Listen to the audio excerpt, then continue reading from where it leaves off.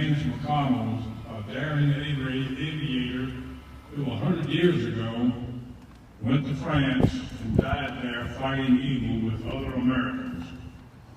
He is the subject of this beautiful mural behind us that was paid for by the Carthage Century Committee. And our friends Judy and Archie Kelly is on their building, so we thank them for letting us put it there. But let me tell you, in the background of today's event, I'm not trying to blow my horn, I want to talk about me a little bit. I'm from Virginia Beach, Virginia, and I learned to fly there 58 years ago. 37 years ago, my wife Nancy, my two daughters, April and Marty, moved to Carthage. Every day for several years, I passed the courthouse. And when I did, I looked at that monument at the courthouse, that tall obelisk, and I assumed that it was for Civil War veterans. Well, I stopped one day and I read the text on it and found that it was for James McConnell, a World War I pilot who lived in Carthage. I immediately became very interested in his life.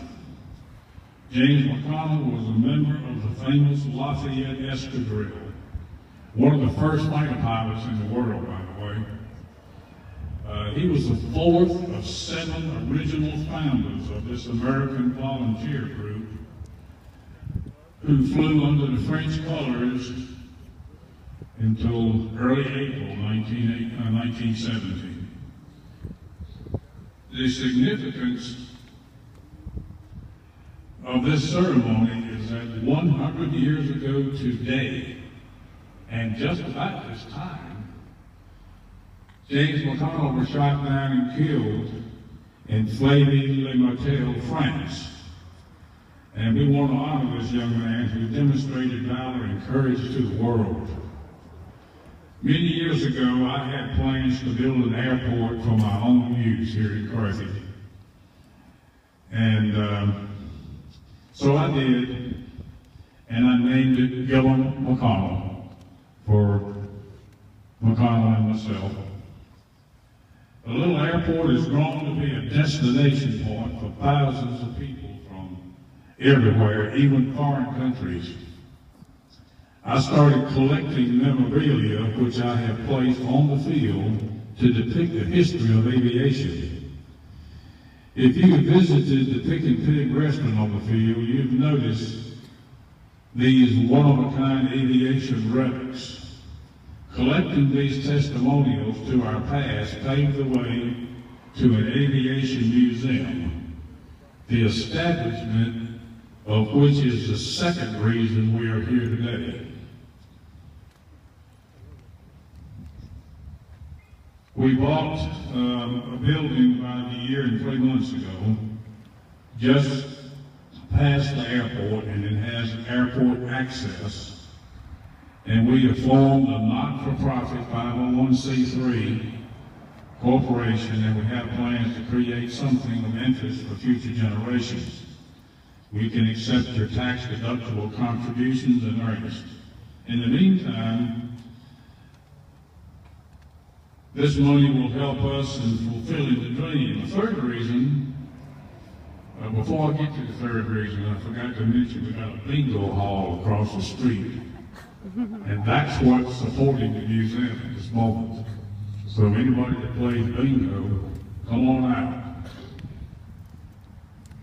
The third reason for our celebration today is to announce that Carthage will be a sister city with Flavy-les-Martel, France. A small village in France where James McConnell was killed. And in this small village of 1,600 people, for the past 100 years, they've maintained a monument to James McConnell. Its citizens have erected and maintained a monument for 100 years.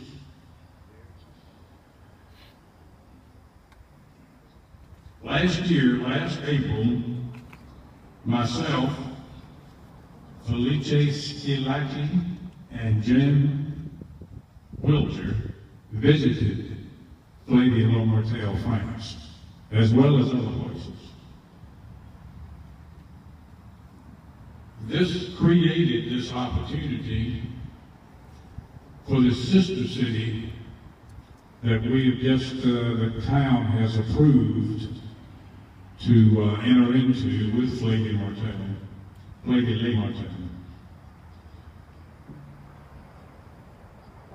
The arrangements with Carthage and Flavia-le-Martel will strengthen the participation of students in our local high schools, their teachers, and will provide an exciting avenue for future historic, cultural, business development.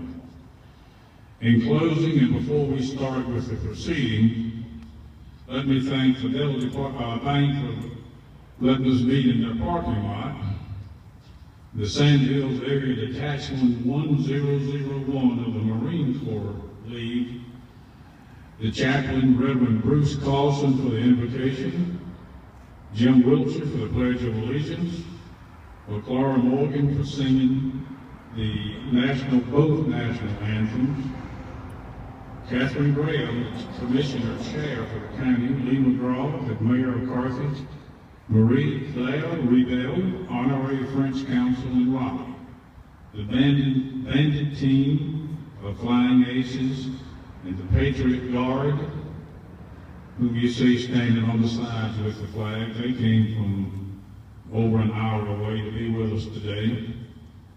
And all the other many volunteers that helped put this together, the videographer, John Perkins. These proceedings will last about an hour, and now we'll march on the colors.